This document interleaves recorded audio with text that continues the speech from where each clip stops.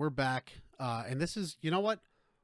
Working title, but we're going to go with this one for now. This is going to be episode 1 of Missed Connections. Okay.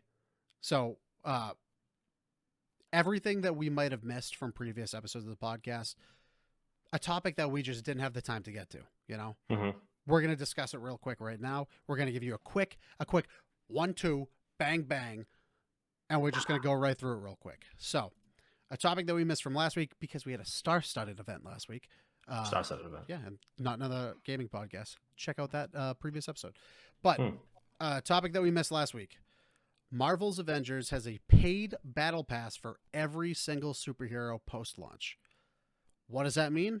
That means after any characters being added to the game going forward, now that the game is finally out, is free. You know what? Congratulations. You get the superhero for free. But if you want to unlock all of their customizations, all of their collectibles, all of their upgrades, you're going to have to pay $10 or 1,000 credits to unlock their battle pass. And then you have to progress through their battle pass. It's not just $10, you get everything. It's $10, now you have to grind to get everything. And that is for every single new hero added to the game. So if they add 15 new superheroes to Marvel's Avengers, it's $150 if you want to obtain everything, not including the time investment. Yeah. And I mean, from what I understand about the hero challenge cards or battle passes, I mean, it's pretty much just easier to call them a battle pass, it's a fucking battle pass. The hero challenge cards are basically your battle pass, and you'll get resources, you'll get in-game cosmetics, credits, shit like that. So this is not dissimilar to pretty much any other game as a service out there. We knew that Marvel's Avengers was going to be a game as a service. We knew that this was going to have some sort of like freemium aspects to it.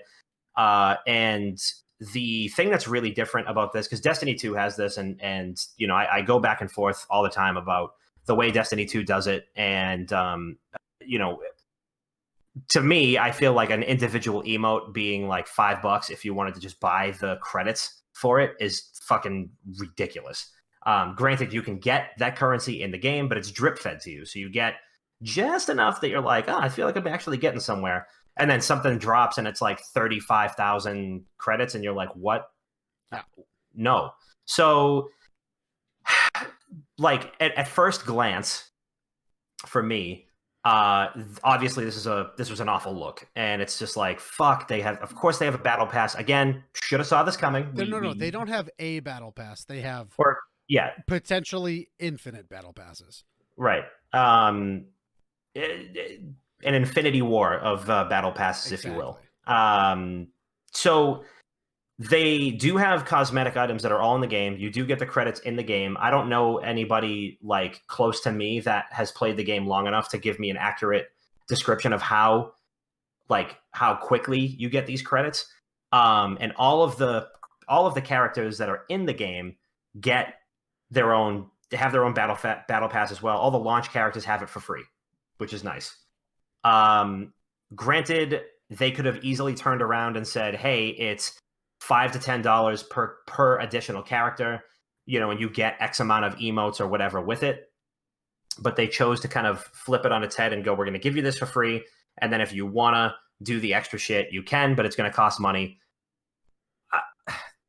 I don't know how to feel about this, because I hate it. But the one thing that I think is interesting is that you can earn the credits back if you complete the pass. Yeah, just like every fucking battle pass. Literally every single battle pass that you can, except for fucking Valorant, actually. I think Valorant might be the only one that you can't grind through to get the appropriate amount for the next season's battle pass. I think you still have to pay for it. But like Fortnite, for instance, if you grind through the entire Fortnite battle pass, you have more than enough credits to purchase the next Fortnite battle pass. Right. But I just fucking noticed that. Valorant doesn't have that. Damn. Yeah. Damn, Riot Games. That's fucked. I can't wait to play your game tonight. Right. They say that, or the Marvel's Avengers website said that all the content has a combined value of over 12,500 credits, and that you'll earn back at launch. Yes, all of the premium hero cards, every single one of them, a combined value of like if you were to complete all of it, all the shit that you unlocked is worth over 12,500 credits. So $120. Yeah, so you're getting $120 worth of shit. Technically, if you were to buy it all separate, if you could buy it all separately or whatever, I don't know how the fuck that shit works. But wait, how many how many guaranteed credits are you getting per battle pass? You're earning back so it says you not only will you earn back your 1,000 credit activation cost, but all the content you'll earn has a combined value of over 12,500 credits. All right, let's just scrap that whole all of the combined value thing and focus on how many credits you get back to use again. Right. So if you're getting 1,000 back, you would theoretically have to complete all 12 battle passes to unlock 12 subsequent battle passes for potential 12 new heroes being added to the game. If you grind it out, let's say you let's say you completed Iron Man's in the game and you get 1,000 credits from that, then whenever Spider-Man comes out for PS5 people or PS4 or whatever the fuck people, you could, assuming that that's the way this all works, you could get that one for free. And then if you grind out that pass, and then who else is fucking coming post-launch? Ant-Man. Who the fuck knows? Let's say Ant-Man gets added, and you can get his pass for free. So as long as you complete them. But how many battle passes have you ever personally completed in your life? Let me fucking think. Because for me, it's 0. I completed the Ring of Elysium battle pass, but I was also playing that game like 8 hours a day. Valorant, I got through 90% of the battle pass, and then I spent like $4 to finish the last couple of ones that I just didn't have the time to get through. Fortnite, I think one of the original battle passes I got like halfway through. I realistically like 2 full battle passes I've ever gotten through. Two. Yeah, I'm like on the verge of getting through Destiny 2 Season of Arrival's battle pass, and it has taken me, I think I'm at level 60 out of 100 right now, and it's probably, I don't know,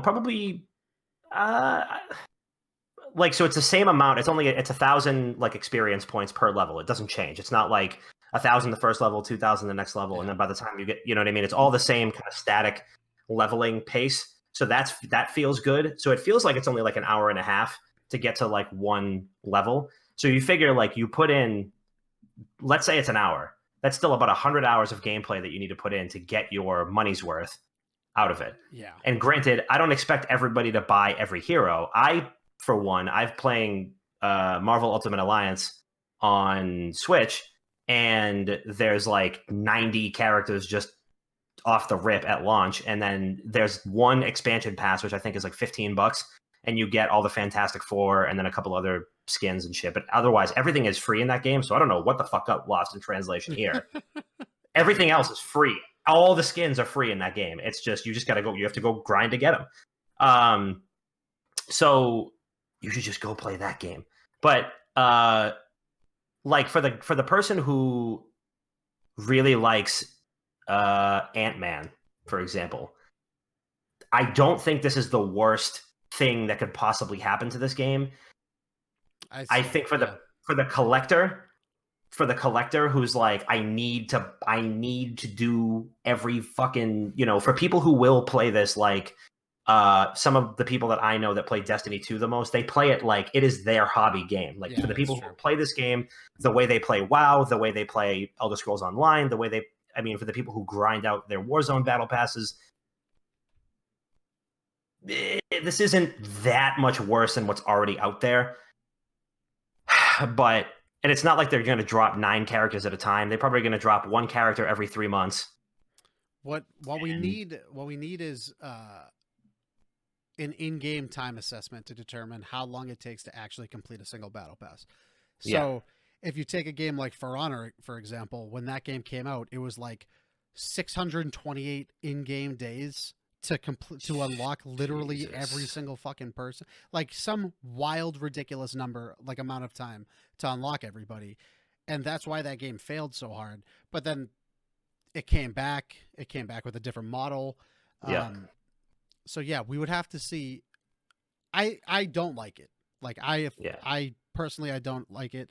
I think if you're gonna do a battle pass, do one big fucking battle pass like everybody else. Don't do an individual one for literally every single character that you're gonna release. Instead of making it fucking $10 per character, just let somebody pay $20 for the DLC pack, and they get everything. You know what I'm saying? Like it. I'm not a huge fan of it, but Yeah. until we get like a time investment catalog of how long it takes to get through each individual fucking battle pass. Right. If it's over, I'm going to say if a single battle pass is over 20 hours of gameplay, it's not worth it. Yeah, because I would say there's so many characters that you can play. There's so many, and it's not like we're getting them all at once. Like if it was like we're going to release a dozen characters post-launch within the first 6 months, and all of them have battle passes right away, that fucking sucks. But if they were going to do, like Destiny's seasons, I think are 3 or 6 months. I want to say 6 months. Yeah, let's say 6 months because I'm pretty sure that's what it is. So it's like, hey, if every 6 months we're going to get a new hero, then it's literally just like, hey, this is the season of Thor, or this is the season of Ant-Man, this is the season of She-Hulk, or whatever the fuck. Like that is a different story, and I don't think that is as bad because we already this is not any worse than anything else that's already out there, and you don't have to buy into it. If you want to, you can. Otherwise, you're still getting a new hero to fuck around with. And if all of a sudden it's like, damn, I'm hooked on this game all over again, and I want to play with Ant-Man for another 30 hours and go back and make content feel fresh by doing it with another character, maybe it won't end up being that bad. I think all of the the hate click videos that have already come out about this are way overkill, and we need to, like you said, get a time assessment first before we light our torches and sharpen our pitchforks. Like we need to see what this looks like. I still think have them in hand. At least have the pitchforks and the torches in hand, because I'm gonna go out on a limb and say it's still pretty fucking bad. Yeah, before we get the time investment catalog, I think I'm willing to bet it's bad. Yeah, it's just like nobody should have bought this game if they didn't think they were going to spend at least $1 extra on it, because you already know what it is coming in. You already know that this is a game as a service. You should have braced for this right away. If you didn't think you were going to spend at least $10 extra on it, you shouldn't have bought the game, because you know that that's what this game is, and this game has never lied about what it was going to be. So that's why for me, it's a bit more of a what's the word I'm looking for here? It's not as like, I don't know, like I'm taking this with a grain of salt, because we should have known. Yeah. This is not a shocker. This is not a surprise whatsoever. No, but what the surprise is that like every single one has a $10 battle pass. Right. That's the surprise. Like that's what doesn't make sense to me. But yeah, I don't know. Who the fuck knows? If it was like season of the Fantastic, and you got 4 Fantastic Four characters, and it was a $15 battle pass, or like I want to say that's what Destiny 2 is. It's 6 months of content, and it's great fucking content, and it's $15. Season of the Fantastic, and you get the Fantastic Four, and you can unlock all of their shit. Granted, you get 4 characters, so you don't unlock as much. There's not as much there for each character, but it still gives you your money's worth. That would soften the blow a little bit. Then you do Season of the Inhumans, and you get the Inhuman characters that get added to it. 4 characters, $15. Boop, boop, boop, boop, boop, boop. And then it's like, I don't know. Maybe, yeah. I think the one-off thing is impossible to not get a bad taste in your mouth about. But, I think once we get that time catalog, and if it comes out that it's like, hey, it's only like 15 hours to get the full value out of one of these characters, that's not so bad. It's not as bad, but still shitty. I don't want to talk about this anymore. Get this trash off my screen. What we should talk about, and you wrote about literally today, is the Hyrule Warriors Age of Calamity. So this is not technically Misconnections, but Dom wanted to talk about it anyway, so I obliged. you wanted to. I haven't seen the trailer yet, so you wanted to do a live reaction to this. So Yes, let us. let's do that. The history of the royal family of Hyrule is also the history of Calamity Ganon, a primal evil that has endured over the ages. Just the music alone, Yeah, gets me going. I think you are now ready. Ready to hear what happened 100 years ago.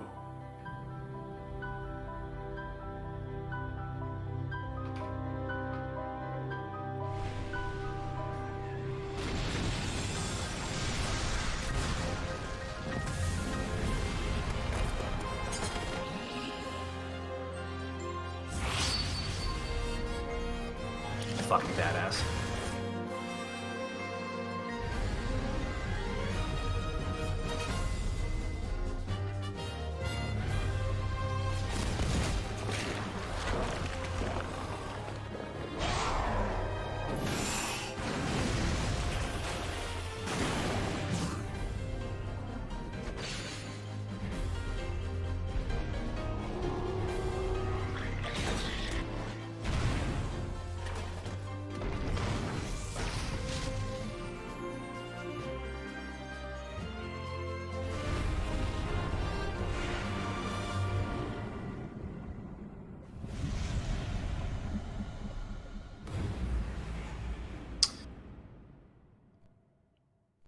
Yeah. All right. I must protect everyone. Okay. What? What the fuck? So I don't know all of the background behind this because I still have not played Breath of the Wild. Yeah, Yep. I know you don't have to say anything. I fucking hear it all the time. I hear it from my fucking girlfriend all the time, actually. But I did play Hyrule Warriors, and I thoroughly enjoyed it. I didn't beat the whole thing because my nephew owned it. I think it was on the Wii U at the time. Yep. But I played through like a good half of it, and it was just a great amalgamation of Dynasty Warriors meets Zelda. And Yep. I am a former fan of the Dynasty Warriors franchise because it has greatly fallen off over the years, but I loved some of the early games on like the PlayStation 2 console. I loved playing through Hyrule Warriors for the amount of time that I put into it. I am assuming this is a prequel. Yeah, so this takes place. So the best part about this trailer is that there's not a single fucking spoiler for Breath of the Wild in here. This is all shit that you knew on the back of the box, and this takes place 100 years before Breath of the Wild. So like the whole pretense is that Link wakes up after 100 years of slumber after some great battle, and in Breath of the Wild, you basically are playing through the aftermath of that battle and trying to free Hyrule from Ganon, just like you normally do. Okay. So you meet these 4 champions. Those are like your 4 dungeons, each one from like the great races of Hyrule. And in the game, like throughout the course of Breath of the Wild, you meet these champions and you're like, holy shit, these guys are fucking incredible. I wish we knew more about them. The Breath of the Wild DLC elaborates a lot more on them. You get some awesome cutscenes with Link and each character. But it seems as though in Hyrule Warriors now you get to play as them, and the game has 2-player co-op, which I thought was an unbelievable addition because I don't think there's never been aside from like the 4 Swords like a co-op Zelda game before. I think Hyrule the original one was 2 players. Yeah.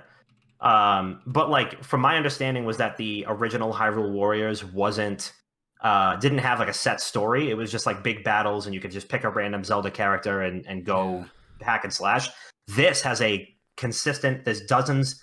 Nintendo said, quote, dozens of new cutscenes that'll serve as like what happened before the Great Calamity. And like this is the only way that they could have told this story because like you're not going to be dungeon crawling, you're not treasure hunting. This is the armies of Hyrule and 4 of their 5 or 6, counting Link and Zelda, of their greatest champions ever versus these massive, endless hordes of the armies of Ganon. And it looks fucking amazing. I can't wait. Yeah, I was gonna say the original Hyrule Warriors didn't seem.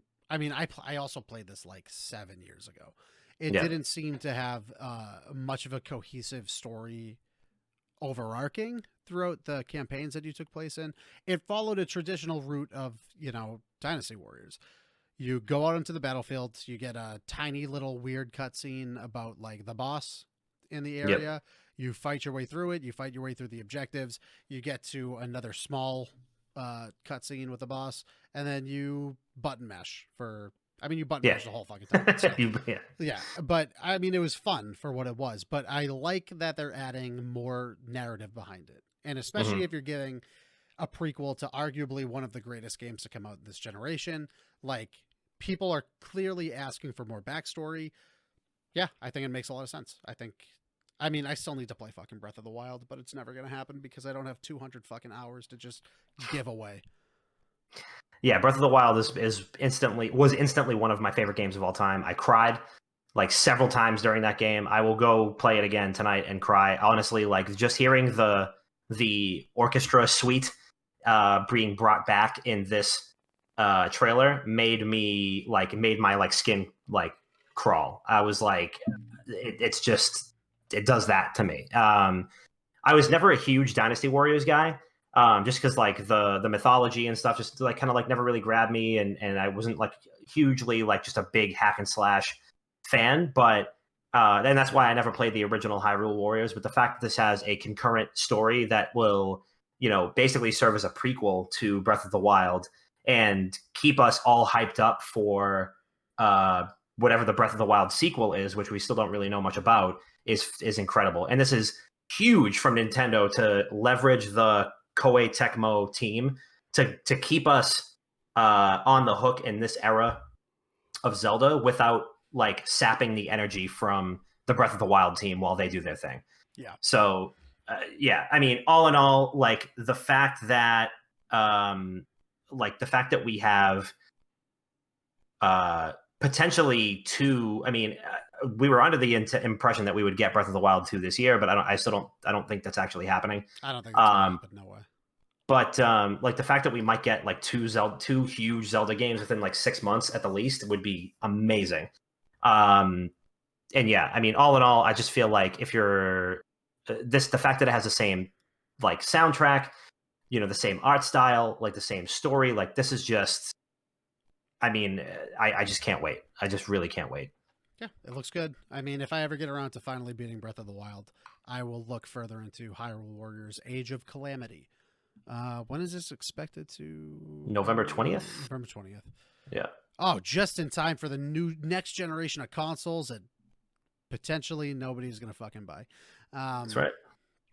Yeah, I mean, so we can wrap up episode 1 of, again, working title. If people have suggestions, let us know. There's a whole comment section right down below this hold on, there we go, right down below this video that you can let us know for the title of this this segment that we're doing. Last call, extra rounds, misconnections. I still kind of really love misconnections. Misconnections is great, but there's a whole, but that's also like 2 generations removed because people younger than us probably don't understand what misconnections are. Yep, that's true. That is true. Maybe we have to update. I mean, we're getting old now. Maybe we do have to update it. All right, well, let us know. I'm going to link all of these websites down in the comments or in the fucking details below. But I mean, you could just like listen to my beautiful voice when I say you could read it at wickedgaming.com if you wanted to. And you could tune in this Thursday for episode, 196?